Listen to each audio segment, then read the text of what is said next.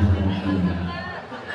Assalamualaikum warahmatullahi wabarakatuh.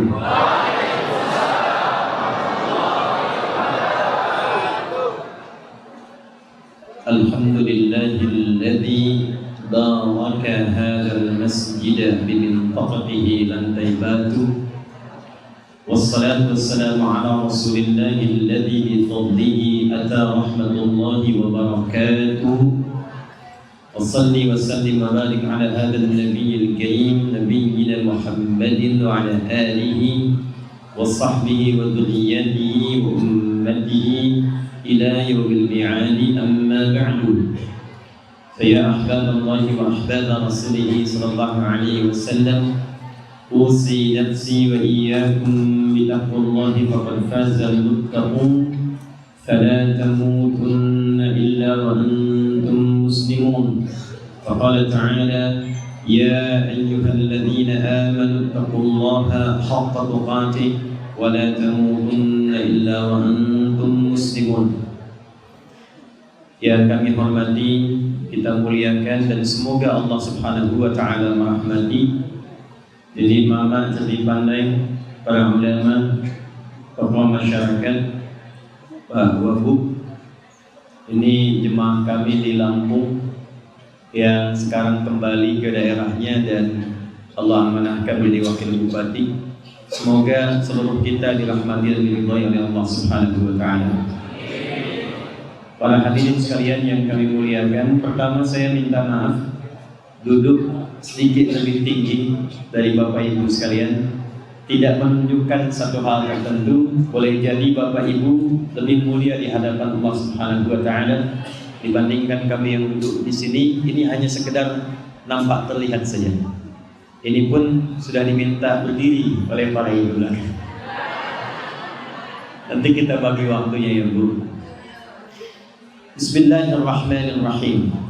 15 abad yang lalu, di era Nabi Muhammad SAW, awal menyampaikan risalah dakwah sebagai Nabi dan Rasul di kota Mekah Al-Mukarramah, di waktu yang seperti saat ini.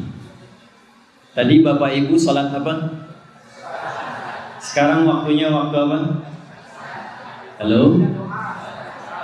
Di waktu seperti ini, 15 abad yang lalu, orang-orang Arab itu punya kebiasaan. Jadi kalau sudah tiba waktu asar, di sore hari, mereka akan duduk-duduk santai sambil menghitung hasil-hasil niaganya. Jadi nanti di zaman Nabi itu ada 4 golongan yang diistimewakan oleh masyarakat. Yang pertama itu adalah pedagang, pebisnis. Bahasa Arabnya disebut dengan tajir. Jadi tajir itu asalnya bukan orang kaya, tapi yang dagang. Jamaknya disebut dengan tujar. Mereka kebiasaannya menyebar sampai nanti ada yang ke Yaman, ada yang ke Syam. Syam sekarang 4 negara. Ada di Jordania, ada di Lebanon, ada di Palestina, ada Syria.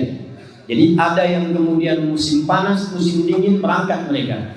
Nanti diabadikan kebiasaan itu di surah Al-Quraish. Li'ilafi Quraish ilafihim rihlatasyita'i was-sayf. Jadi syita musim dingin, sayf musim panas. Itulah tujar. Yang kedua, ada syair. Jamaknya syu'ara. Itu kegiatannya setiap hari naik turun lembah untuk mencari inspirasi membuat lirik-lirik syair. Nanti diabadikan dengan namanya surah Asy-Syu'ara, surah ke-26. Kalau kita baca khususnya dari ayat 224 sampai nanti ke ujungnya akan ditemukan kisah tentang mereka. Wasy-syu'ara'u yattabi'uhumul ghawun alam tara annahum fi kulli wadi yaqimun. Pernahkah engkau dengar kisah tentang para penyair di masa jahiliyah yang kerjanya naik turun lembah? Karena tadi saya dari lembah Gumanti itu yang ada danaunya. Dulu orang-orang Mekah itu ada di antara mereka yang kebiasaannya naik turun lembah untuk mencari inspirasi bikin syair. Mereka punya 16 rumus membuat syair, dikenal dengan bahr namanya. Jadi orang Arab dulu itu lihat apapun bisa bikin puisi. Ada namanya Imrul Qais, sedang pulang dari lembah, lihat anak muda sedang menatap karena baru ditinggal kekasihnya. Dia langsung bikin bait puisi mengatakan kifa nabki min dzikra habibin wa manzili bisaqtil liwa bainad dakhuli fa hawmali. Mustaqilun ganti kerajas yang tadi pakai tawil. Tawilun tabunun al-bukuli fa'mabailu fa'ulun mafa'ilu. Ada lagi yang menggunakan nanti rumus rajas. Lihat burung-burung kecil terbang, itu bisa langsung bikin puisi. Ada burung bulbul lompat-lompat di atas pohon, bawahnya itu sungai. Al-Asma'i itu bisa bikin puisi. Sautus safiril bulbuli hayyaja qalbi thamili al-ma'u wa zahru ma'a zahri lafdhul muqali fa anta ya sayyidani wa sayyidi wa maulali fakam tayyumuni al-ghazayil al-muqayqali qadaftuhu min wajnatin min fi'li hadha ar-rajuli faqala la faqad ghada muharwili awal walad wali ya waylani faqultu la tuwalwili fabayyinul lu'ali qalat lahu hina kadha in harwadil bil muqali kahatan kaqailani tantabitan tantabuli. Allah Akbar. Puisi tentang burung bulbul. Nah itulah syuara. Yang ketiga, dukun. Di zaman jahiliyah, dukun sudah ada. Nanti datang Islam, dukun hilang. Jadi kalau ada orang jadi dukun sekarang, itu tertinggal dia, karena sudah kedahuluan oleh orang-orang jahiliyah. Dukun sudah ada. Yang keempat, sahir, tukang santet. Dua ini kerjaannya setiap hari bikin jimat. Nanti siapa yang paling berhasil, paling bagus, paling efektif, 4 golongan ini akan diangkat menjadi golongan terhormat. Maka nanti setiap sore, seperti ini persis, mereka akan berkumpul di tempat-tempat khusus tertentu, yang nanti setiap pakannya akan dilombakan di sebuah bukit, di tempat-tempat kumpul, namanya aswaq. Nanti ada suq Dumatul Jandal, suq Waqah, dan puncaknya mereka akan berkumpul di dekat Ka'bah di satu bukit besar namanya Jabal Qubais. Supaya tidak membayang-bayangkan, ini saya berikan ilustrasinya. Lokasinya di mana sekarang? Nanti insya Allah kalau Bapak Ibu umrah, haji, mudah-mudahan yang belum haji, belum umrah dipercepat insya Allah. Tak cukuplah dengan amin. Nah, siap kan? Baik, ini kalau nanti berangkat haji atau umrah di tempat kumpul-kumpul orang Arab dulu tuh ini kelihatan tuh di sini. Ini sudah ketiga kali saya tanya, memang cuma di Sumatera Barat, ibu-ibunya yang belum saya tulis sudah kelihatan. Ini ada hotelnya namanya Hotel Zamzam yang ada jam tangan Arab di atasnya. Ini ada sofa. Ini berat sedikit nih. Di sini ada Hilton. Hilton yang lama karena nanti ada yang baru di belakang ini. Warnanya keren. Naik kediaman atau rumahnya sahabat Abu Bakar As-Siddiq di sini. Jadi kalau kita naik pakai eskalator, belok kanan dikit ada musalla. Ini nanti seperti ini, karena ini desainnya agak sedikit seperti daun. Saya pernah di Libya, itu desain mesinnya begini, dan dekat pasar juga, dekat pasar nanti ada sejarahnya. Nah nanti di sini depannya itu ada toilet di sini, ini ada kipas angin ini. Nah ini parlemen Quraisy di sini kumpul-kumpul ini, tokoh-tokoh Quraisy. Jadi yang kayak Abu Jahal, Abu Lahab dan Abu yang lainnya itu kumpul di sini. Ini mereka yang telah nanti merencanakan al-hadu terhadap Nabi SAW. Tambahnya di sini. Tempat kumpulnya di situ, nanti puncaknya kan di sini. Ini nyebrang sedikit. Di sini ada bukit besar. Sekarang di atasnya ada istana. Nah ini yang disebut dengan Jabal Qubais.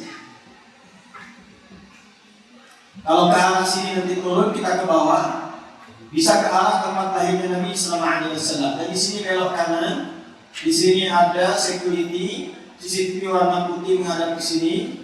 lurus ke sini sampai ke ujung ada 35 kipas angin. Itu sudah saya hitung. Kalau Bapak Ibu ke sana tambah jadi 36 dan tambah 1 kipas angin. Ini di sini dikumpulin. Namanya Jabal Qubais. Setiap asam seperti sekarang ini.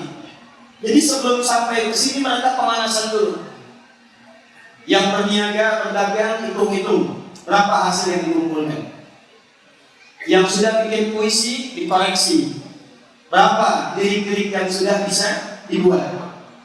Yang bikin jimat, jampe-jampe diuji coba. Itu setiap waktu seperti ini. Sehingga pekerjaannya setiap hari berangkat, kumpulkan, hitung-hitung. Berangkat, kumpulkan, hitung-hitung. Nanti setiap pekan mereka mulai dari hari Ahad, nanti sampai hari Kamis beraktivitas. Hari yang ke-6 yang sekarang kita sebut dengan Jumat, mereka namakan Yaumul Arubah. Yaumul Arubah, hari berkumpul untuk membangga-banggakan diri sebagai orang Arab yang sukses. Itulah jahiliyah.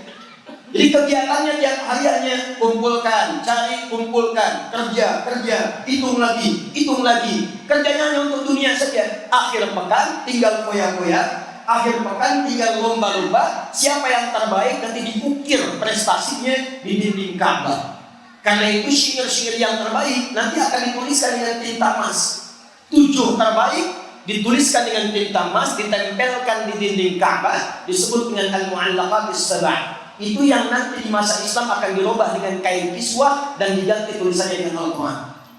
Asalnya itu. Maka satu kali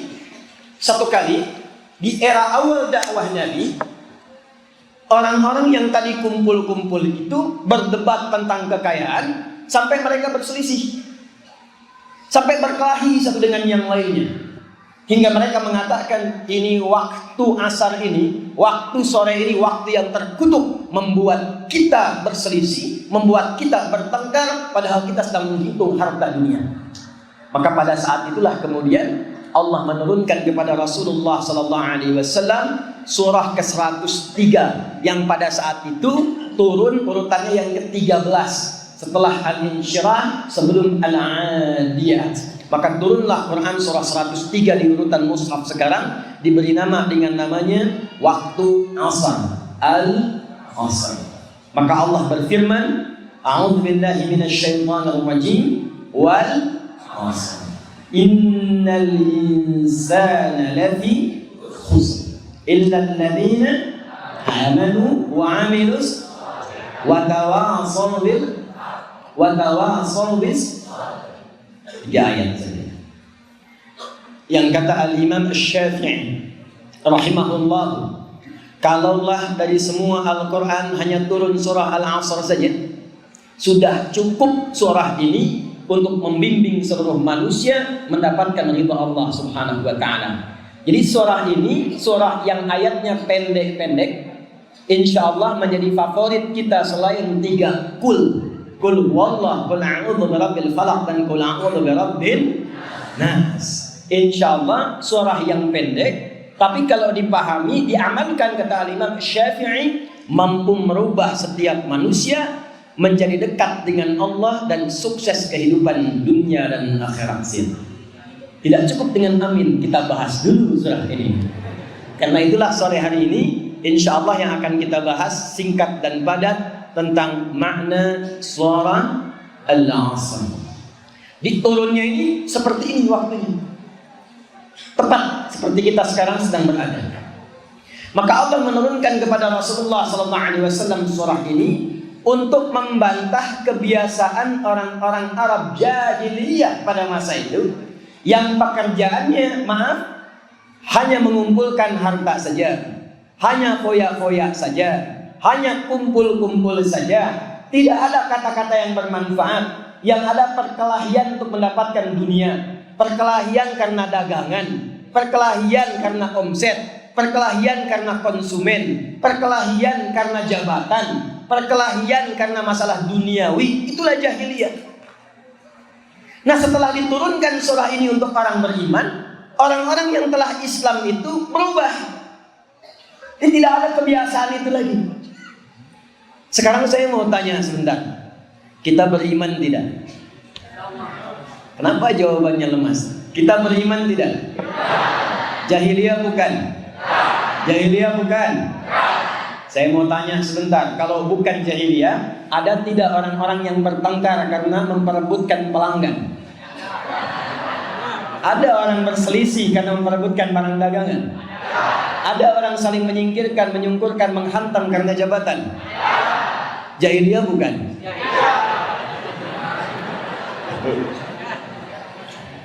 Berarti balik lagi dong ke 15 abad yang lalu. Karena itu penting bagi kita untuk memperbaiki diri, karena kita tidak tahu kapan kita berpulang kepada Allah Subhanahu wa taala. Mari kita bacakan wal wawunya di situ fungsinya qasam. Qasam itu artinya sumpah yang tegas. Bukan sekedar sumpah, sumpah yang tegas. Allah itu kalau sudah berfirman, tidak bersumpah pun sudah tegas. Tapi dalam ilmu balaghah, kalau ada sumpah mengawali dan mempersamai satu informasi, ini menunjukkan informasi yang disampaikan begitu penting. Saking pentingnya, semua yang dituju mesti menyimak dan mengamalkan apa yang disampaikan itu. Jadi kalau ada hamba yang menyimak ayat ini lewat begitu saja, tidak mengabaikannya, tidak mengamalkannya, mengabaikan ayat ini, itu pada saat yang bersamaan dia sedang mengabaikan sumpahnya Allah Subhanahu wa taala. Contoh ini, bapak panitia ditanya teman, betulkah Ustaz tadi mau datang? Betul insya Allah, doa kita insya Allah mustajab 7 September yang lalu. Tanya, yang betul, insya Allah ini sudah ada konfirmasinya. Sumpah demi Allah, insya Allah sudah ada konfirmasinya. Nah setelah bersumpah seperti itu, ternyata lawan bicara tetap tidak percaya. Saya tak percaya itu. Kira-kira bagaimana perasaan orang yang bersumpah itu? Sekarang Allah bersumpah menyampaikan firman-Nya, lalu hambanya abai terhadap firman-Nya. Lalu bagaimana kira-kira Allah Subhanahu wa taala melihat hambanya itu?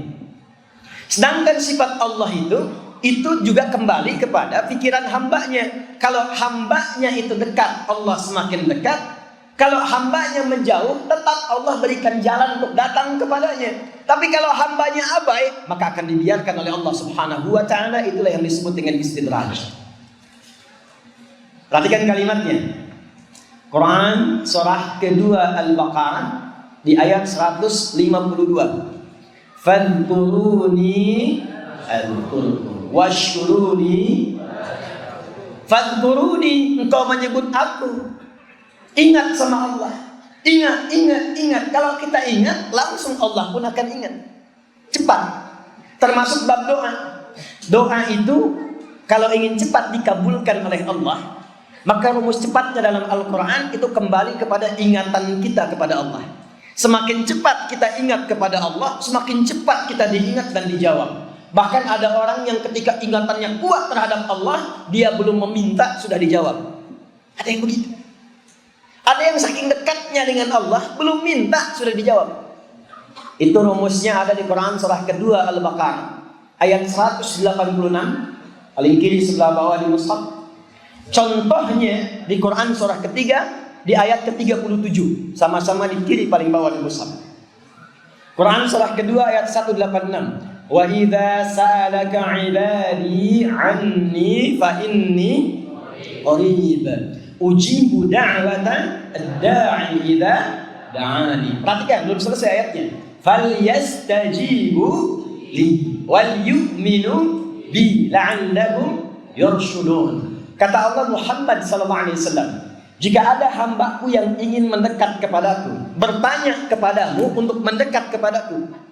Biasanya kalau ada hamba ingin mendekat kepada Allah, motifnya dua. Yang satu ingin taubat dari dosa, yang kedua punya persoalan ingin minta. Jarang ada yang ketiga.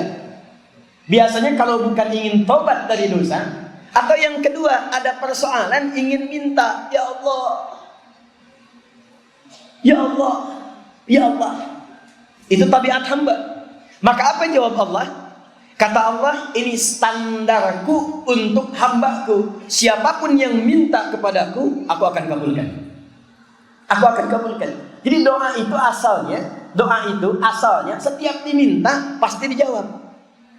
Jadi kalau ada orang berdoa meminta tidak terjawab, itu sebetulnya bukan Allah nggak jawab. Boleh jadi ada sekat yang menjadikan jawaban Allah itu memantul kembali. Itu hadisnya ada di hadis Muslim diantaranya. ثم ذكر الرجل أشعث أغبر يطيل السفر ويمد يديه إلى السماء فيقول يا رب يا رب فقال رسول الله صلى الله عليه وسلم أن يستجاب لذلك فملبسه حرام مطعمه حرام مشربه حرام وغذي بحرام.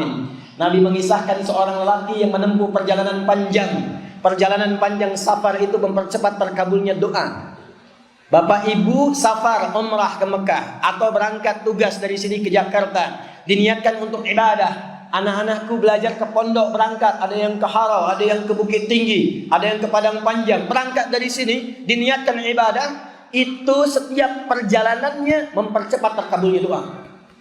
Hadis lain di Ibnu Majah nomor hadis 233. An Ali Darda radhiyallahu ta'ala anhu qala Rasulullah sallallahu alaihi wasallam man salaka tariqan yaltamisu fihi ilma sahhala Allahu lahu tariqan ila al-jannah wa innal malaikata laqadu ajnihataha ridan li talibin ilmi. Siapa yang menempuh perjalanan diniatkan untuk belajar, maka setiap langkahnya akan dijadikan oleh Allah meringankan ia ke surga. Dan saat ia di perjalanan, malaikat membentangkan sayapnya, memohonkan ridha kepada Allah. Ridha malaikat diantara maknanya mengaminkan doa orang yang sedang akan belajar itu. Jadi perjalanan jauh itu mengabulkan doa. Kedua, yamuddu yadayhi ila sama, dia mengangkat tangannya ke langit. Bab mengangkat tangan itu yang standar begini. Jadi ini dua telapak disatukan di depan dada gini, mempertemukan keduanya. Biasanya kalau saya mencontohkan paling mudah, di kanan ada garis, di kiri ada garis, pertemukan garisnya, kemudian di depan seperti ini. Nanti semakin hajatnya tinggi, semakin ke atas seperti istisqa. Tapi nanti dalam Jumatan khatib cukup mengangkat kemudian bagian telunjuknya sebagai standar. Nah ini mengangkat tangannya begini. Mengangkat tangan itu mempercepat jawaban dibandingkan dengan tidak mengangkat tangan. Itu hadisnya sahih.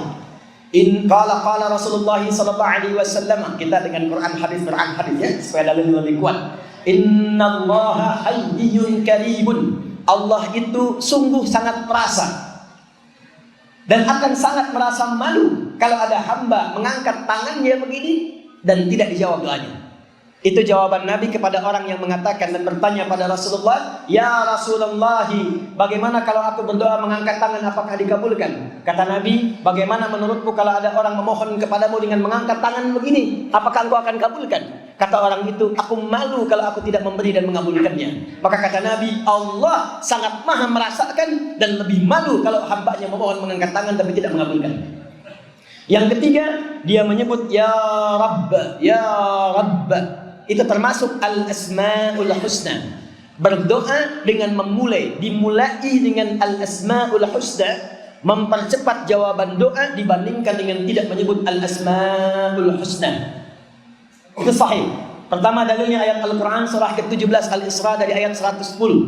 Allah Subhanahu wa taala berfirman, "Qulid'ullaha awid'ur rahman ayyamma tad'u falahul asma'ul husna." Hambaku, kalau engkau punya hajat, punya kesulitan, punya permohonan, sebut namaku, kata Allah, minta ya Allah. Makanya di lisan kita kadang refleks, kepleset pun kita bilang ya Allah. Ya. Hujan, jemuran belum terangkat, ya Allah. Itu fitrah, ingin minta pertolongan. Atau sebut Ar-Rahman. Atau kata Allah, kamu punya masalah apa?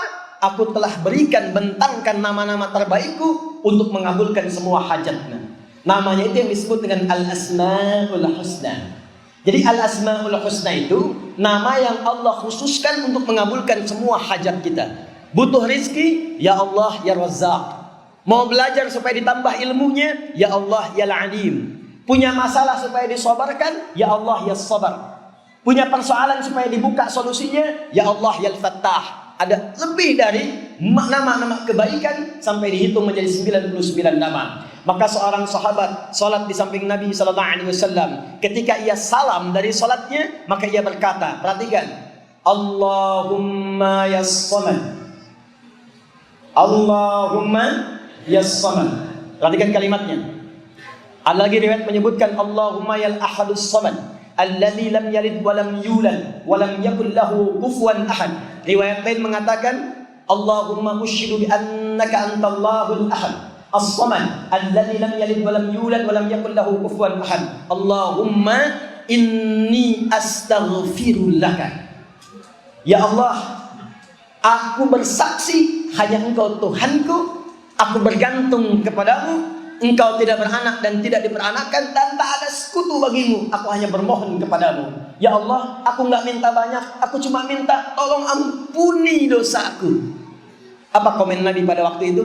Kata Nabi, laqad da'a Allah bismihil a'zam idza du'iya bihi ajaba wa idza su'ila bihi a'ta. Orang ini telah meminta kepada Allah dengan menyebutkan nama al-asmaul husna tertinggi Allah, yang kalau dimintakan dengan itu semua permintaan akan dijawab, semua doa akan dikabulkan.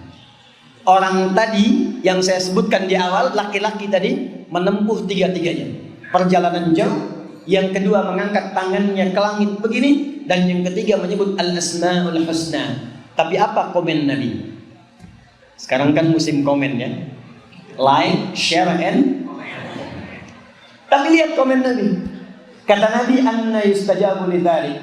Doanya bagus, caranya bagus, tapi sulit rasanya untuk mendapatkan jawaban. Allah kabulkan cuma mantul. Kenapa?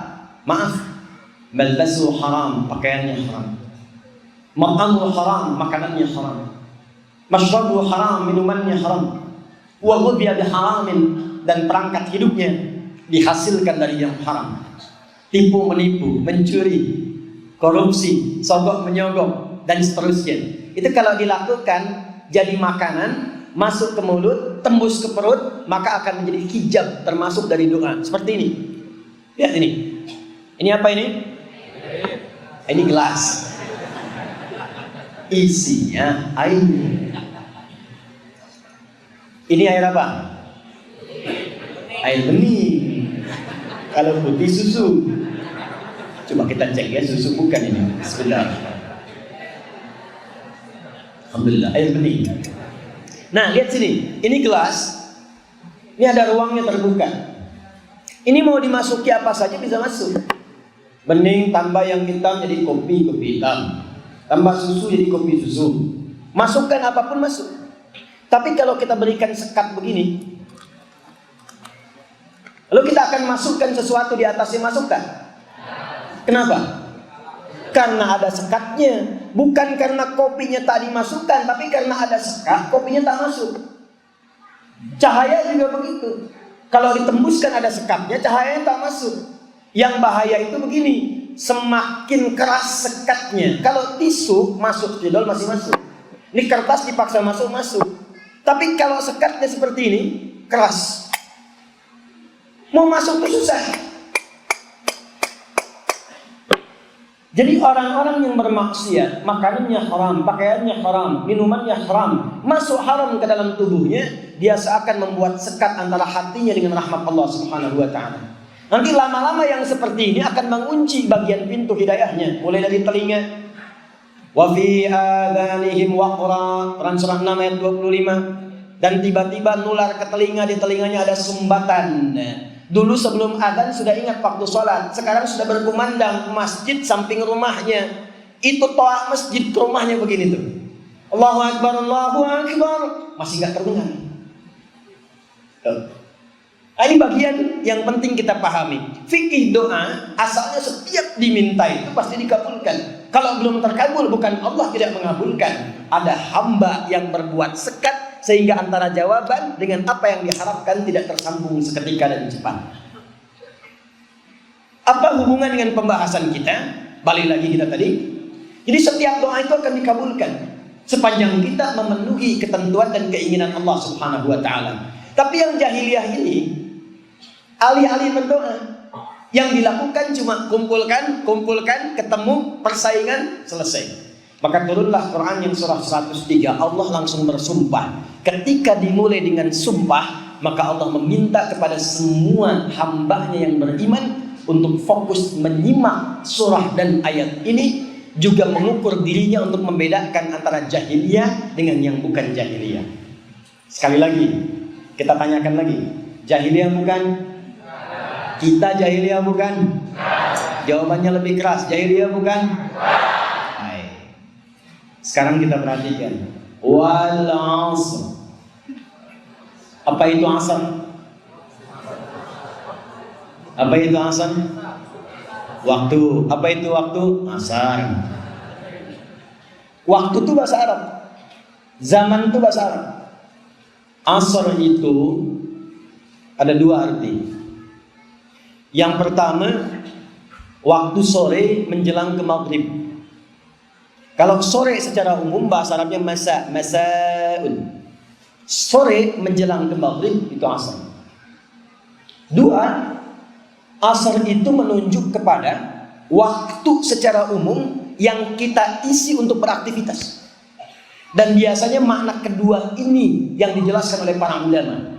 Jadi tidak disebutkan kata asar kecuali menunjuk kepada waktu yang diberikan untuk mengiringi kita beraktivitas. Aktivitas itu setiap dikerjakan pasti ada waktunya. Nggak mungkin ada orang beraktivitas nggak ada waktunya. Bapak Ibu kalau tidur siang atau malam? Malam itu waktu. Kalau kerja siang atau malam? Siang itu waktu. Tadi bangun jam berapa? Itu waktu. Subuh jam berapa tadi? Itu waktu. Setiap waktu yang menjadikan kita mampu beraktivitas itu disebut asar namanya. Cara menerjemahkan ayat ini, perhatikan secara tafsirnya. Wal 'asr. Kata Allah, aku bersumpah demi waktu kesempatan yang aku berikan pada setiap hambaku untuk beraktivitas. Innal insana lafi. Yuk kita bahas setiap hurufnya. Saya senang karena saya ini dari kecil cinta Quran. Dari kecil. Apa kecil bahasa Minangnya apa? Kete. Kete ya. Ayam kate, ayam kecil ya. Kete. Saya sejak kete itu cinta Quran. Cinta Quran. Jadi saya pelajari bagaimana memahami Quran itu. Ternyata dasarnya dari bahasa. Karena itu ketika kuliah saya pilih fakultas bahasa untuk memahami Quran. Karena saya lihat Imam Syafi'i begitu, Imam Ahmad begitu, para ulama begitu, dari bahasa dulu. Sekarang pun disertasi kami itu menganalisis bahasa Quran. Jadi kita mengkaji bahasa Quran 30 juz.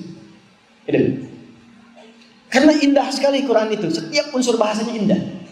Nah sekarang kita coba satu-satu. Inna misalnya. Apa itu inna? Sesungguhnya. Apa itu sesungguhnya? Inna. Yuk kita baca. Inna harfu nasbin wa tawkilin tansibul isma wa tarfa'ul khabar mabniyun 'alal fathi la mahalla lahu minal i'rabi. Itulah inna. Paham? Tidak. Ya. Inna itu harfu nasbin. Kalau diharakat menjadikan kalimat harakat fathah kalau tunggal atau kasrah kalau jama' pada umumnya. Tapi dalam ilmu balaghah, nasab itu artinya nasabar rajulu asahu fil ardi. Seseorang menancapkan tongkat di bumi dengan kuat sehingga tongkat itu tak goyah begini. Kuat, itu nasab. Jadi kalau ada kalimat dibuka dengan inna, maksudnya tancapkan ayat itu, informasi itu dalam hatimu sekuat-kuatnya, jangan goyah. Itu inna namanya. Wa taukidin, kuatkan. Jadi kalau ada kita baca Al-Quran dibuka dengan inna, naknya pendek, inna, ya inna, itu artinya ayatnya saking pentingnya kata Allah, tancapkan dalam hatimu, jangan goyah, kuatkan, jangan sampai lemah. Apa yang dikuatkan itu ya Allah? Kata Allah, hei, aku berikan kepadamu waktu, kesempatan untuk beraktivitas. Sehari 24 jam, sepekan 7 hari, sebulan 29 atau 30 hari, setahun aku berikan waktu. Cuma sayang, dari sekian yang aku berikan itu, innal insana, tancapkan dalam jiwamu yang paling dalam. Semua manusia aku berikan kesempatan beraktivitas itu Al-insan disebutkan 65 kali dalam Al-Quran. Tahan pelan-pelan. Bu.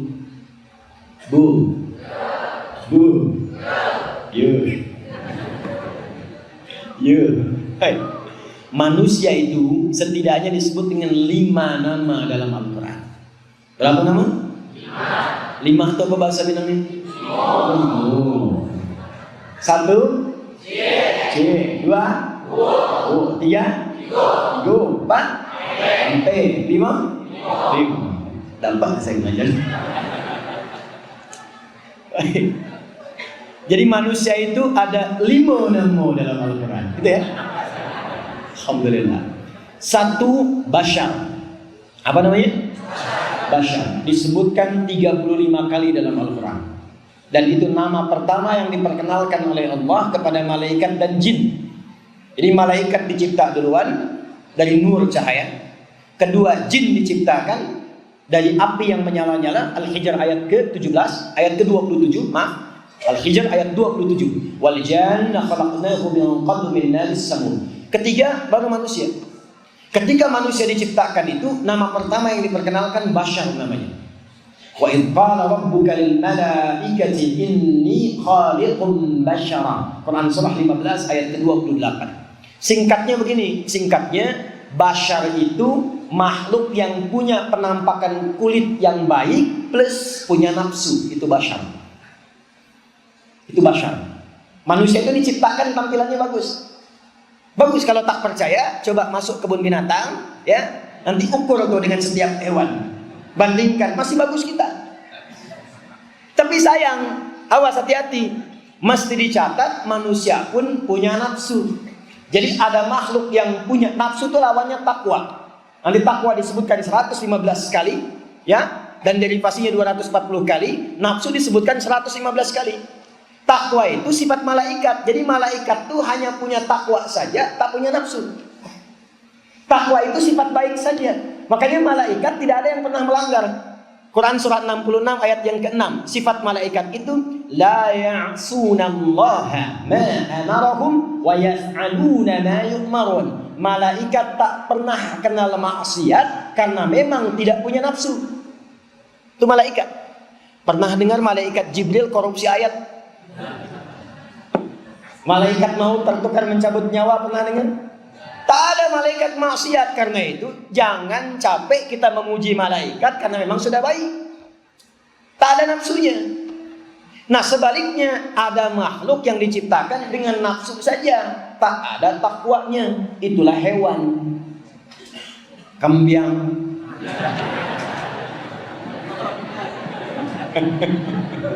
Sapi itu tak punya takwa, punyanya nafsu saja. Tadi kami sedang kencang-kencangnya tuh, tiba-tiba berhenti mendadak. Itu sapi lewat, dan sapinya santai aja, lihat begini jalan lagi. Ibu sudah bersih-bersih lantai depan rumah, tiba-tiba ayam lewat buang kotoran. Ibu nggak usah marahi, dasar ayam, emang begitu. Ada delman di sini. Kuda ada kuda. Kuda lewat keliling tanah datar tidak pakai celana, tidak malu dia. Karena memang yang dipunya nafsu, tidak ada takwanya. Manusia itu gabungan malaikat dan sifat hewan.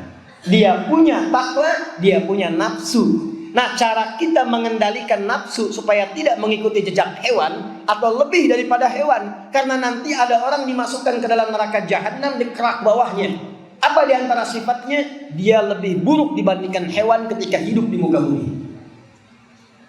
Sapi makannya apa? Rumput. Kambing makannya apa? Rumput. Sapi, kambing makannya rumput. Ada manusia makan aspal. Yang harusnya 7 cm cuma 5 cm itu. Jalan. Nah itu nanti kalau nggak tobat, itu masuk neraka jahanam paling bawah. Paling bawah. Tapi poinnya, bagaimana cara mengelola nafsu itu? Temukan setiap kalimat Bashar dalam Al-Quran. 35 kali disebutkan. Bashara ini 1 kali. Yang kedua, kadang disebutkan dengan nama ins. Dipasangkan dengan jin. 18 kali disebutkan dalam Al-Quran. Ya ma'syaral jinni wal ins. Wa ma khalaqtul jinna wal ins. Jin dengan ins itu pasangan dalam Quran katanya, tapi maknanya beda secara langsung. Kalau jin itu tersembunyi. Setiap kalimat yang dimulai dengan jim dan nun dalam bahasa Arab artinya tersembunyi, tak nampak. Janin, kenapa disebut janin? Karena tersembunyi dari rahim ibunda, tak nampak secara kasat mata. Jannah, surga, kenapa disebut dengan jannah? Karena sekarang belum tampak di hadapan kita. Jin, kenapa disebut dengan jin? Karena fitrahnya diciptakan tersembunyi, tak nampak dalam pandangan kita. Karena itu kalau ada jin melakukan penampakan, itu jin sedang punya masalah. Karena sifatnya tersembunyi. Dan tidak ada yang bisa melihat jin, karena fitrahnya begitu. Tidak ada yang bisa. Kalau ada manusia mengatakan, saya bisa melihat jin, itu artinya manusia itu sedang kesurupan jin. Betul, karena hanya jin dengan jin yang bisa melihat jin. Ingat itu. Hanya antara jin yang bisa melihat jin. Jin itu nggak ada, jin dan jin itu cuma di sinetron. Cuma jin yang bisa melihat jin, karena itu tersembunyi. Lawannya ins. Jadi kalau jin sifatnya itu tersembunyi, ins sifatnya tampak. Manusia itu tampak. Kelihatan wujudnya, kelihatan datangnya, kelihatan pulangnya. Nah, ini memberikan pesan kepada kita, kalau ada manusia yang suka sembunyi-sembunyi. Bapak pulang ke rumah, ada pintu depan, sembunyi-sembunyi lewat jendela. Ibu cari dompet suami, sembunyi-sembunyi. Kawan ketemu kawan dari jauh, kelihatan langsung pergi sembunyi. Ini menunjukkan bahwa manusia itu sedang, bukan jadi jin, sedang bermasalah. Itulah ins. Jin itu kasar, ins halus. Jadi yang makhluk halus itu kita, bukan jin. Jin itu kasar. Makanya kalaupun ada orang kemasukan jin, tidak ada yang jadi lembut. Nah, manusia itu disebut ins, kata dari lahir sudah punya bawaan lembut. Makanya kenapa kok ada orang yang kasar? Nanti ada babnya sendiri disebut dengan akhlak. 3, saya cepat. Dari ins menjadi nas. Jadi apa? Minal jinnati wan, disebutkan sebanyak 241 kali dalam Al-Quran. Nas menunjukkan sifat sosial. Artinya tidak ada manusia yang hidup bisa hidup dengan sendiri. Kita butuh orang lain. Anak butuh orang tua butuh anak. Ustadz juga sama, butuh jamaah butuh ustadz. Nggak ada ustadz ceramah sana sini jemaahnya kosong. Semua saling melengkapi. Karena itu tidak boleh ada orang yang egois dalam berkehidupan. Nanti fikihnya ada lagi, nanti fikih sosial. 4, Bani Adam. Apa namanya? Disebutkan 7 kali dalam Al-Quran. Apa 7 bahasa Minangnya? Tujuan. Disebutkan 7 kali dalam Al-Quran. Bani Adam. Bani Adam itu maksudnya tidak ada manusia, anak manusia lahir di bumi kecuali nasabnya akan jelas tersambung ke Nabi Adam alaihissalam sebagai bapak moyang kita. Nah, karena itulah mukjizat Nabi Muhammad SAW. Di antara mukjizat beliau, dari lahir bapaknya meninggal tapi nasabnya paling jelas sampai ke Nabi Adam alaihissalam. Jadi ayahnya itu meninggal, beliau lahir yatim tapi nasabnya sampai ke Nabi Adam. Kita cek. Muhammad sallallahu alaihi wasallam bin Abdullah bin Abdul Muttalib bin Hashim bin Abdul Manaf bin Qusay bin Murrah bin Kilab bin Ka'ab bin Ghalib bin Fihr bin Malik bin Nadar bin Kinana bin Khuzaimah bin Mudrikah bin Ilyas bin Nizar bin Mudar bin Ma'ad bin Adnan bin Adi bin Adri bin Muqawwam bin Namur bin Tarikh bin Ya'rub bin Yasjud bin Nabi bin Ismail alaihissalam bin Ibrahim alaihissalam bin Azar atau bin Nahur bin Amir bin Kinan bin Al-Fahshan bin Sam bin Nuh alaihissalam bin Mihlail bin Tushana bin Kinan bin Anwas bin Fith bin Adam alaihissalam. Coba ulangi. Ayo. Jadi insya Allah semua kita keturunan Nabi, insya Allah. Nabi Jadi tak ada yang manusia lahir keturunan monyet itu, tak ada. Ya, itu hanya tesis di luar saja. Nah, yang kelima, inilah ayat Al-Asr, Al-Insan. Disebutkan 65 kali dalam Al-Quran. Tidak disebutkan insan, kecuali nama bagi semua aktivitas manusia. Manusia yang berkegiatan itu dari bangun tidur sampai tidur, itu bahasa Arab yang disebut dengan insan. Kenapa saya bahas dari mulai bashar sampai insan? Saya ingin tunjukkan betapa detilnya bahasa Quran.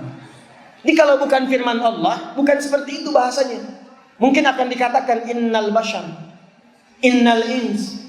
Tapi Quran itu luar biasa detil. Ketika menyebutkan ya ma'syaral jinni wal ins, pakai ins, minal jinnati wal pakai nas.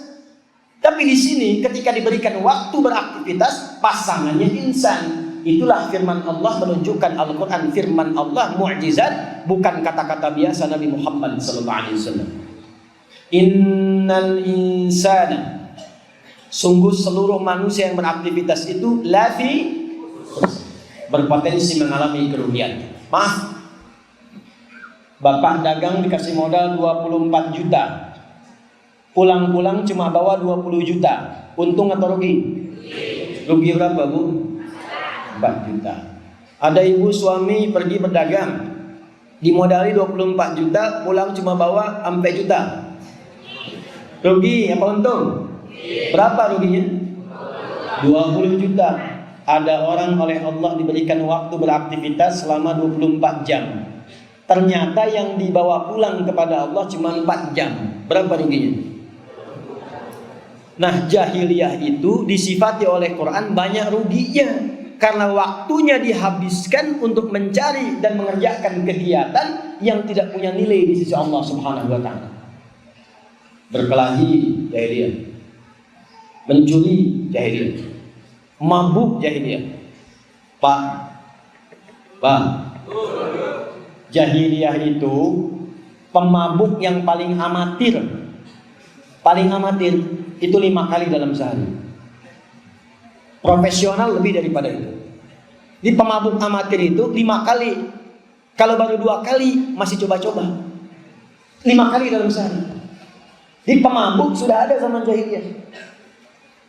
Zaman sekarang ada begal. Zaman jahiliyah begal itu tak tanggung. Sekampung itu ada kampung begal, namanya kampung Gifar. Tokoh hanya diantaranya Jundub bin Junadah. Nanti saya cerita belakang. Jadi pembegal ada, pemabuk ada, pezina komplit, pembunuh lengkap. Ada preman Mekah, itu yang kerjanya sering duel. Ada di antara yang paling kuat, tokoh yang paling kuat itu selalu menantang kepada orang-orang sekitarnya. Kalau berani dengan saya bertemu di Bukit A, tapi sebelum datang pamit dulu pada ibu yang telah melahirkannya, karena dia akan pulang tanpa nama. Nanti saya cerita siapa dia. Itu semua komplit, lengkap. Jahiliyah.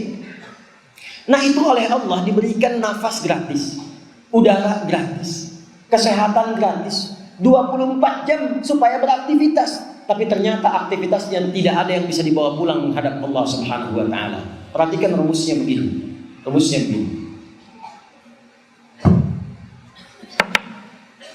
Jika ada manusia, kita manusia bukan? Berarti kita termasuk yang dihitah, yang dituju di ayat ini. Ingat, ayat ini bukan untuk kambing, bukan untuk ayam, bukan untuk elang. Ayat ini untuk kita. Dan itu kata para ulama, kalau sedang baca Al-Quran, rasakan ayat itu ditujukan untuk kita secara langsung. Kita yang sedang dituju oleh Allah. Perhatikan baik-baik. Manusia yang beraktivitas, apapun pekerjaannya, diberikan modal waktu oleh Allah. Tapi sayang ada orang yang mengisi waktunya tak punya nilai di hadapan Allah. Kapan itu bisa punya nilai? Maka dalam bahasa Arab, kalau ada satu kondisi yang mengeluarkan kita dari situ, maka gunakan huruf illah.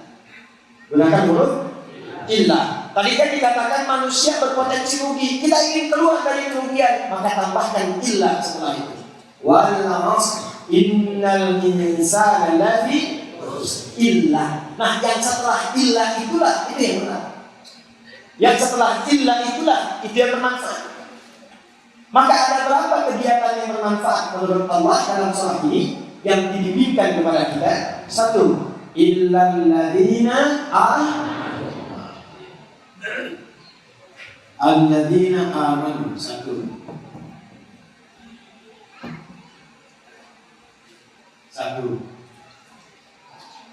Teruskan dulu. Dua. Wa amilus. Yes. Dua. Wa amilus salihat. Tiga. Wa tawassaw bil. Tiga. Empat. Wa tawassaw bis. Empat bisa. Jadi kalau kita pegang empat ini sampai kita wafat, maka kita akan digolongkan oleh Al-Quran termasuk orang yang beruntung dan akan bahagia saat kembali kepada Allah Subhanahu wa Ta'ala. Mau seperti itu? Mau. Ingin seperti itu?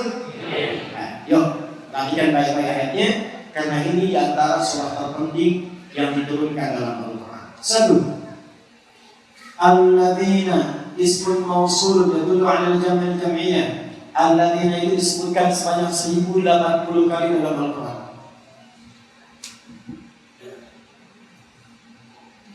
Mencakup semua kalangan tanpa kecuali.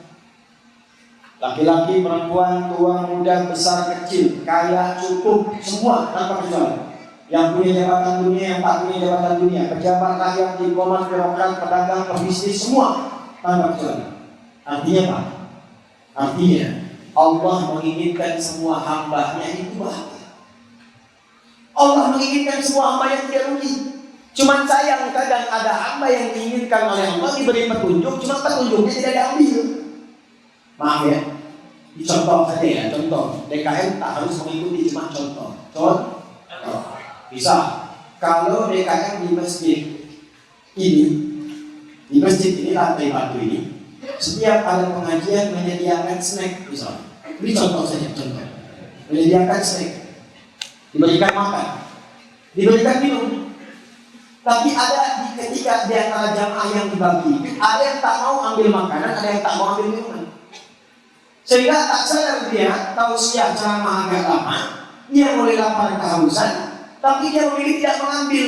Akhirnya ketika dia pulang, dia jatuh pingsan. Pertanyaannya, yang salah itu panitianya atau orangnya?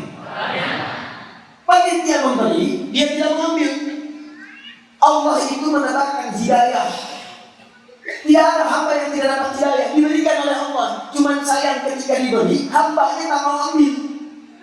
Ibu kenal Firaun?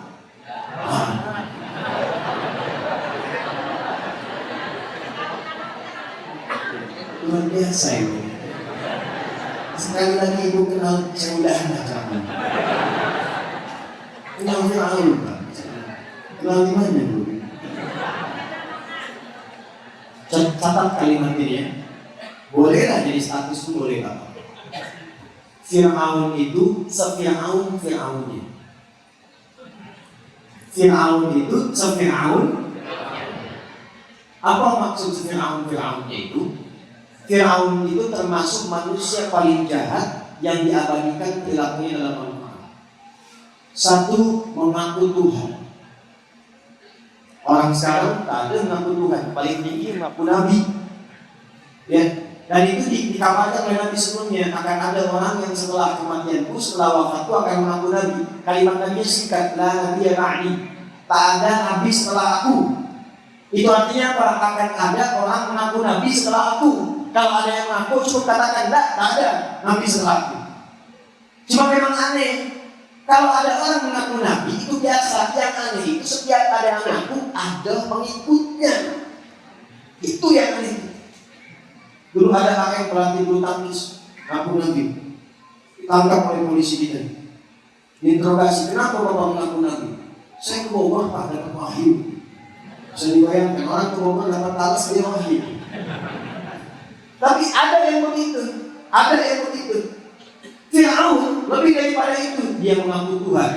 Ana rabbukumul a'la. Aku Tuhan kalian yang paling agung. Hobi bunuh orang. Laki-laki eksekusi. Bu. Kalau ibu hidup zaman Fir'aun dan mengandung, itu akan ditugaskan petugas khusus yang menginteli, mendampingi ibu setiap saat dengan pisau yang sudah terhunus siap. Ini begitu melahirkan, langsung dilihat kalau laki-laki dibanting bayinya ke bawah, digorok di hadapan ibu yang baru melahirkan.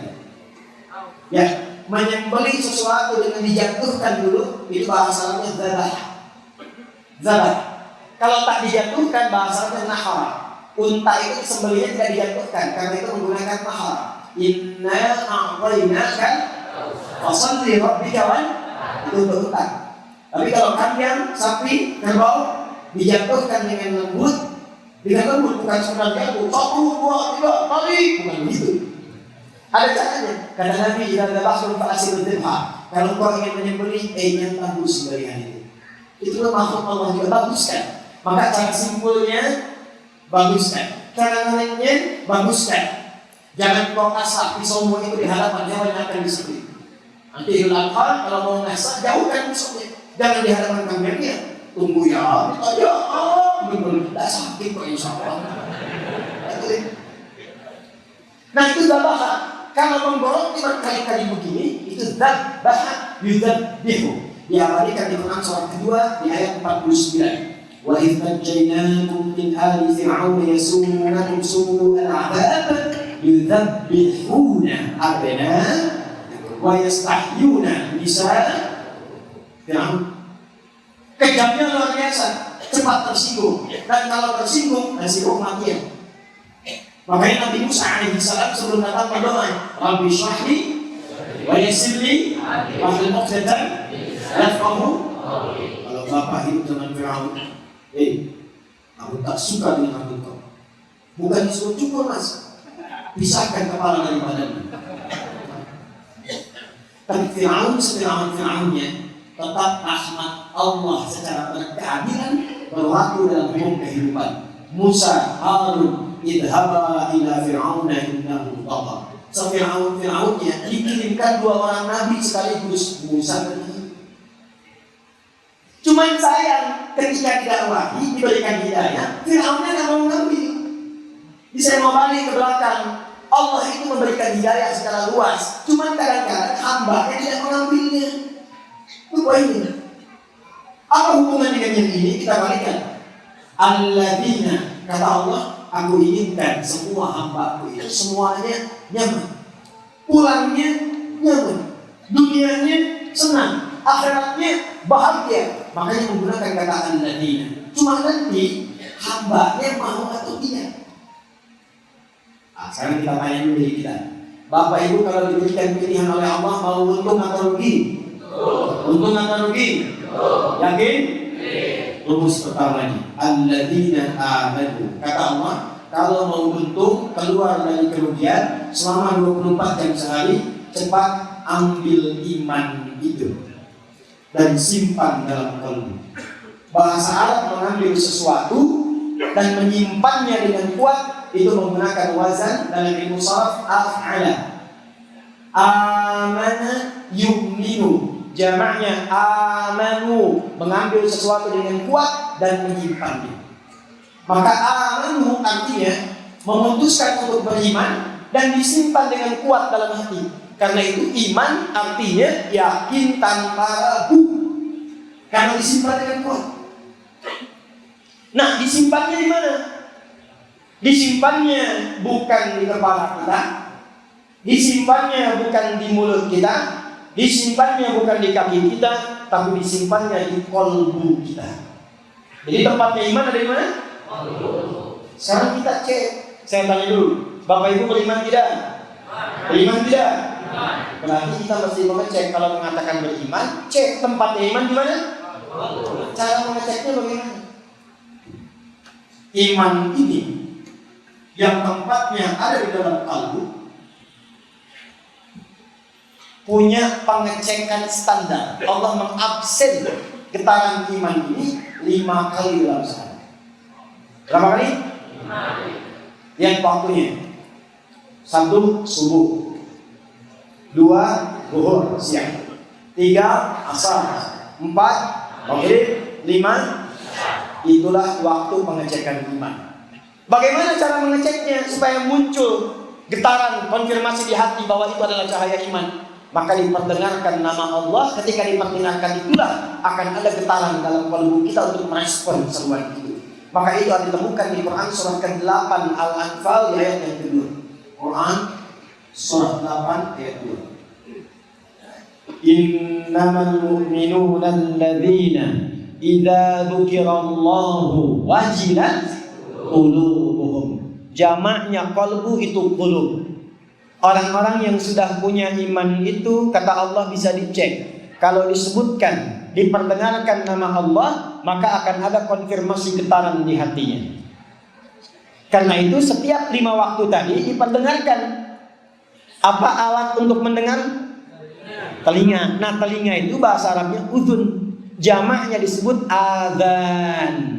Pertanyaan saya, di 5 waktu tadi, subuh, zuhur, asar, maghrib, isya, ada adzan atau tidak? Ada adzan atau tidak? Kalimat pertama dalam adzan itu apa? Allah. Allahu Akbar, Allahu Akbar. Idza dzukirallah. Ketika disebutkan nama Allah, Allahu Akbar, Allahu Akbar, maka akan ada konfirmasi dalam jiwa kita. Nah, Bapak Ibu merasa nggak kalau ada suara adzan itu di hati ada getaran, mengatakan kepada kita cepat sudah adzan? Pernah ada? Nah, itulah yang dimaksud konfirmasi iman. Kalau kita mendapati itu, kita termasuk orang beruntung. Tapi baru 1/4. Belum sepenuhnya beruntung. Artinya orang-orang yang tidak memiliki iman itu 24 jam disebut oleh Al-Quran sebagai orang yang merugi selama hidupnya. Karena nanti iman inilah yang akan menentukan seorang hamba memiliki bekal untuk pulang atau tidak. Jadi yang dibawa oleh kita saat ke alam kubur dan kembali kepada Allah itu bukan pekerjaan hasil dunia ini, bukan airnya, bukan handphonenya, bukan kendaraannya, bukan otonya, bukan Hondanya, bukan itu yang dibawa. Tapi nanti semua hasil kegiatan yang dihasilkan dari iman itu. Nah, kalau iman sudah ada, dicek oleh kita ada getarannya, ini mesti hati-hati ya Pak, Bu, hati-hati. Karena kata Nabi akan ada satu zaman subuh orang beriman, sorenya sudah hilang imannya. Wayum si kafirah. Ada orang yang sorenya beriman, itu pagi-pagi sudah hilang imannya. Saking cepatnya masa berganti, ada orang diberikan dunia langsung imannya hilang. Sekarang ada perempuan yang tega menukar imannya dengan hanya satu kalimat, aku mencintaimu. Ayo kita menikah, tapi kamu harus keluar dari agamamu. Hilang iman dengan kata-kata. Ada yang hilang iman, maaf, dengan materi dunia. Kerja di sini saja, tapi nggak boleh sholat.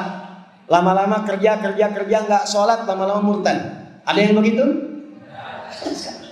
Pagi beriman, sore kufur.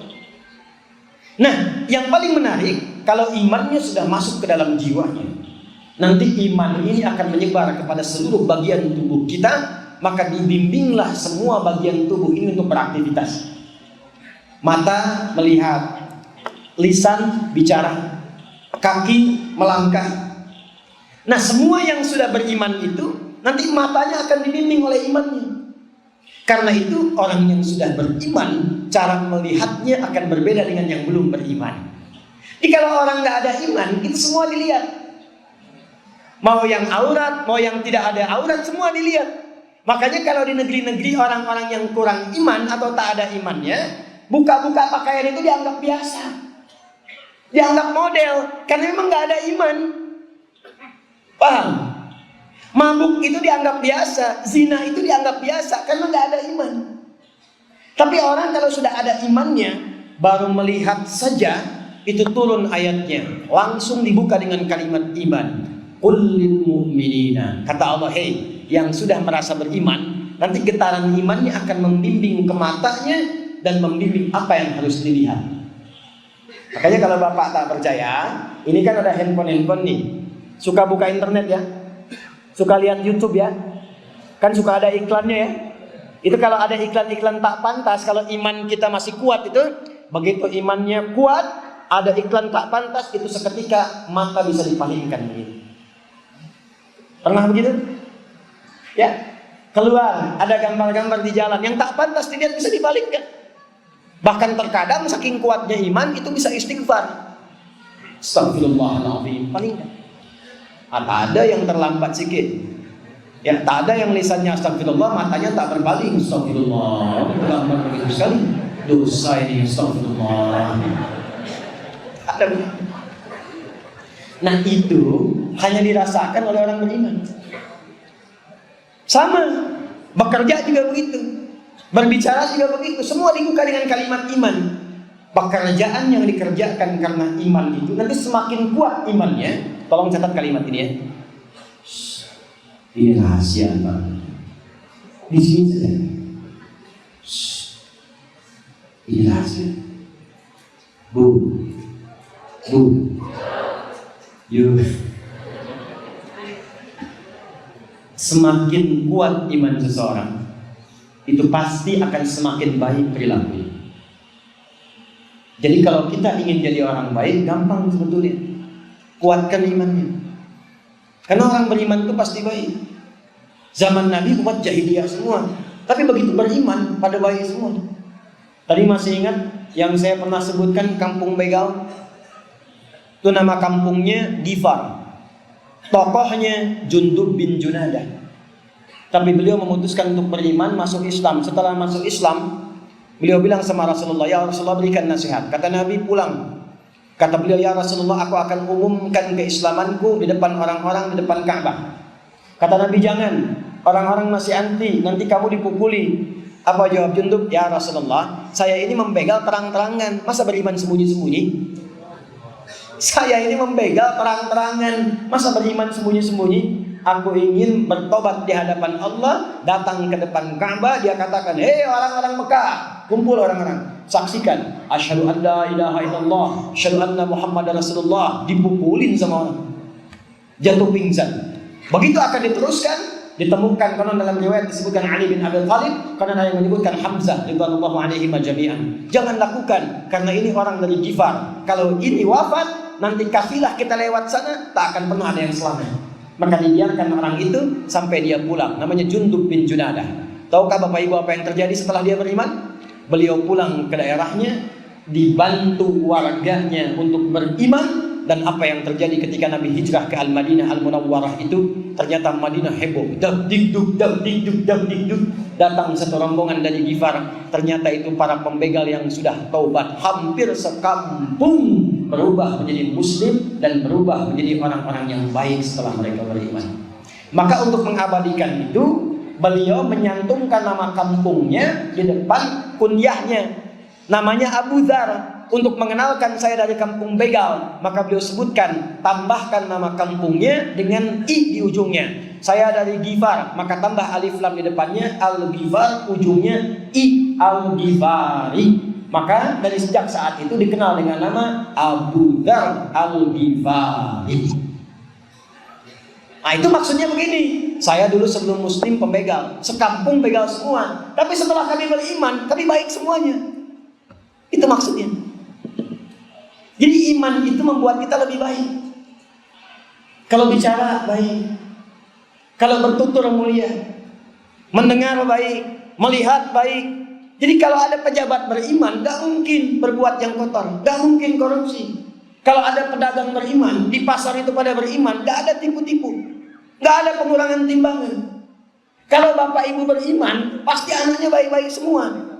Dan kalau kita semua beriman, demi Allah saya katakan, bangsa ini akan maju, makmur dan baik di hadapan Allah Subhanahu wa taala. Nah, pekerjaan yang dibimbing oleh iman itu bahasa Qur'annya disebut dengan amal soleh. Apa namanya? Karena itu setelah kalimat iman muncul wa'amilus soleh. Dua. Jadi satu apa? Kedua amal soleh. Nah, jadi oleh Allah disindir kebiasaan orang jahiliyah. Hei, kenapa kamu sore-sore cuma begitu? Ngitung-ngitung hasil dagangan, ngitung-ngitung bagaimana sihir yang bagus, berkelahi dengan orang satu dengan yang lainnya, mengutuk waktu. Sementara kalian pula akan wafat, kata Allah. Nah, orang-orang yang mengerjakan perbuatannya karena iman dan menjadi amal saleh, maka dia akan punya nilai di hadapan Allah. Nilai itu yang akan ikut pulang.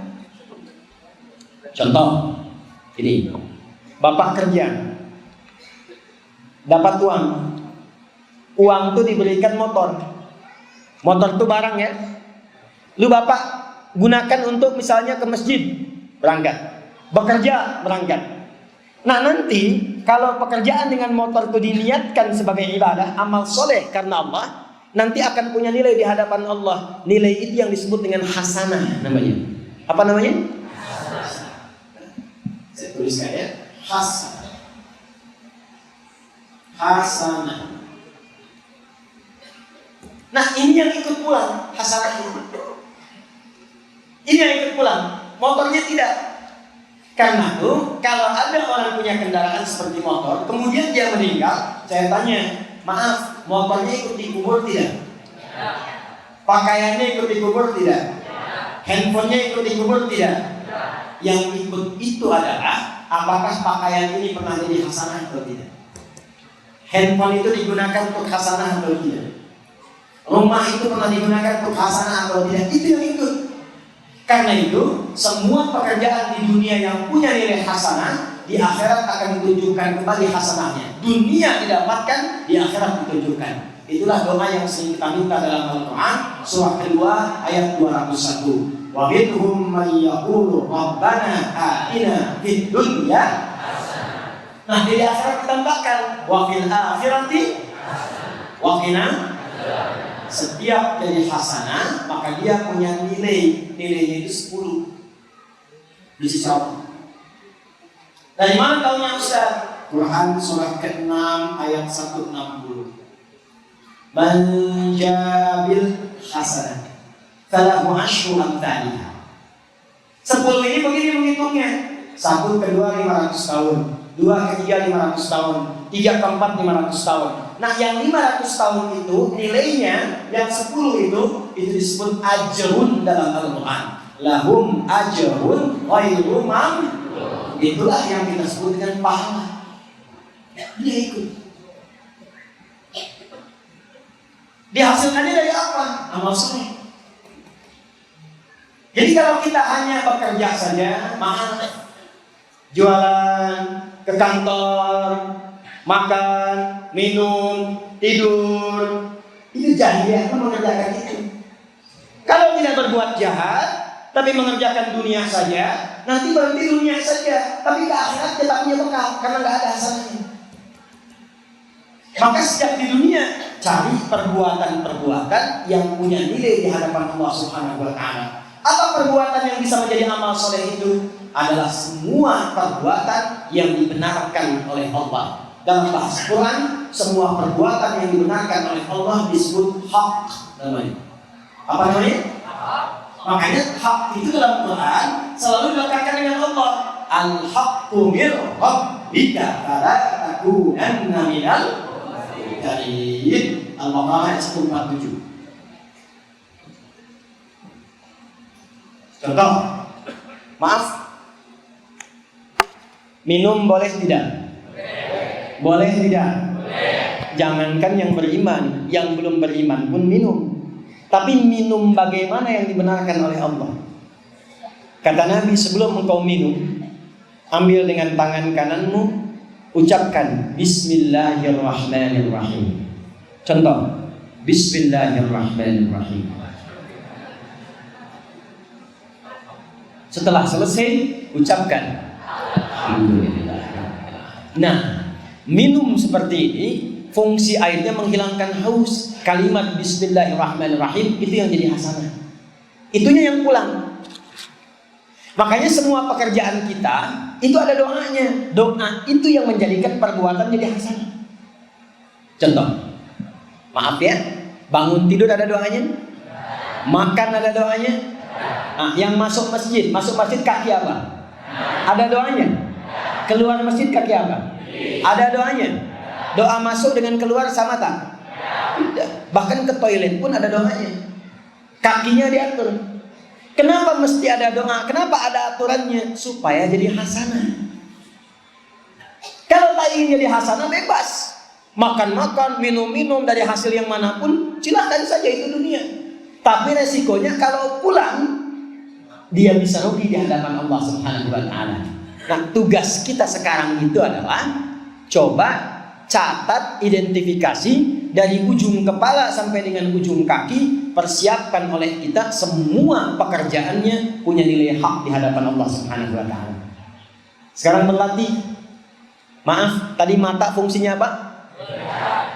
Melihat yang bagaimana, yang hak, yang dibenarkan oleh Allah. Maka berlatihlah selama sepekan ini ke depan, ketemu Jumat lagi, hanya boleh melihat yang Allah perkenankan untuk melihat. Jelas? Nanti ketika kita melihat yang tidak boleh menurut Allah, cepat palingkan. Semakin banyak latihan seperti itu, maka nanti mata akan terbiasa dituntun oleh iman melihat yang hak saja. Lisan, apa fungsinya mulut? Bicara yang bagaimana, yang hak, yang dibenarkan oleh Allah. Kata Nabi, man kana yu'minu billahi wal yaumil akhir falyakun khairan aw liyas. Katakan yang baik. Jadi kalau lisan ini ingin berkata yang tidak baik, diam, tahan. Apa kabar Uni? Baik, alhamdulillah. Gimana? Pekerjaan lancar. Suami bagaimana? Ah, itulah dia. Tahan. Si Fulan kenapa sih kemarin? Kok seperti itu? Tahan. Gibah, tahan. Mencela, tahan.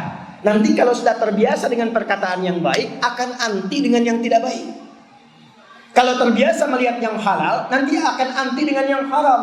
Maka mustahil orang yang beriman itu mencuri, karena melihat pun tak mampu. Nah, ini persoalannya, mohon maaf, matanya tak terjaga. Keluar dari masjid masih ada yang tertukar sandal, padahal baru dari masjid. Ayatnya tak diamalkan. Mana sandal ini? Oh, ini dia sandalnya, dipakailah sandal, padahal dia masuk ke masjid tak pakai sandal.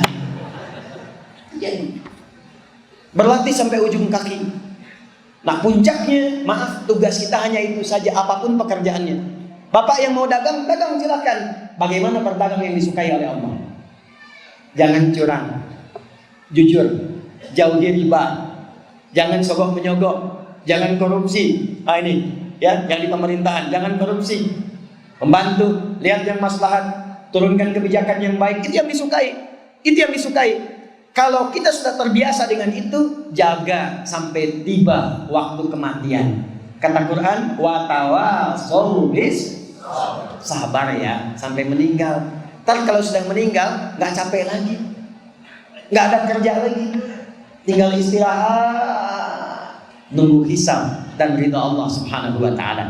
Orang-orang yang terbiasa dengan iman dan amal soleh, maka Nabi Muhammad diperintahkan langsung oleh Allah, termaktub dalam Quran surah kedua ayat ke-25 untuk memberikan kabar gembira kepada orang-orang itu. Wa basyiril ladzina amanu wa 'amilus solihati anna lahum jannatin tajri min tahtiha. Orang ini hidupnya akan dimuliakan, meninggalnya akan tenang, dan pulangnya langsung disiapkan oleh Allah para malaikat untuk menyambutnya di pintu surga. Bahkan saat sakaratul maut ditampakkan surga dan hasil dari perbuatan amal solehnya.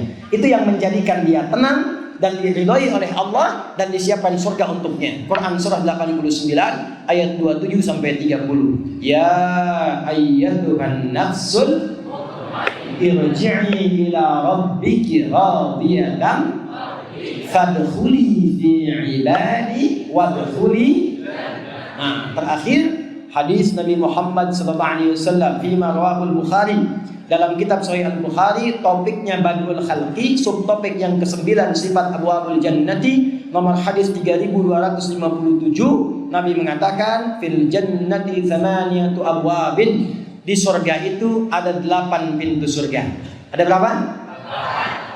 Nah, ternyata 8 pintu surga itu kembali ke amal soleh kita. Maka siapkan 8 amalan pokok itu, turunkan saat ke bumi. Contoh, ada orang rajin puasa, maka pintunya akan disambut dengan pintu Ar-Rayyan. Ada orang rajin sholat, maka akan disambut dengan pintu As-Shalah. Ada orang rajin berbagi, rajin menolong, rajin membantu saudaranya yang kesulitan, maka akan dibuka pintu As-Sadaqah. Ada orang rajin berjuang di pemerintahan menegakkan kebenaran, berjuang di pasar-pasar menegakkan kebaikan, bantu orang lain, saling menolong, maka itu nanti akan masuk lewat pintu babul jihad. Ada lagi pintu babul haji, ada lagi pintu Darussalam. Orang yang senang damai, orang yang mengajak kepada ketenangan, ngajak kepada kebaikan, maka akan disambut di pintu Darussalam. Orang yang banyak perbuatan baiknya sehingga menjadi orang takwa, maka disambut di pintu Darul Muttaqin. Tinggal sekarang cari amalannya, siapkan konsisten, jaga sampai kita wafat. Itulah inti surah Al-Asr yang membedakan orang beriman dengan orang-orang jahiliyah. Saya tutup dengan bertanya, kita jahiliyah atau beriman? Jahiliyah atau beriman? Maka mulai hari ini insya Allah dari tanah datar, dari masjid lantai batu, kita kirimkan pesan ke seluruh Indonesia, kirimkan pesan ke seluruh dunia, bahwa semua kita mulai hari ini akan menjadi orang beriman yang sesungguhnya. Siap? Siap menjadi orang baik? Siap berbuat baik? Siap kita saling mengingatkan? Siap saling menguatkan? Mudah-mudahan semua kita insya Allah dirahmati Allah dan wafat dalam keadaan husnul khatimah. Mari kita berdoa kepada Allah Subhanahu wa taala. Mengakhiri pertemuan kita di kesempatan kali ini, mudah-mudahan apa yang kita mohonkan insyaallah diridhai oleh Allah Subhanahu wa taala. Allahumma taqabbal minna innaka antas samiul alim wa tub 'alaina innaka antat tawwabur rahim.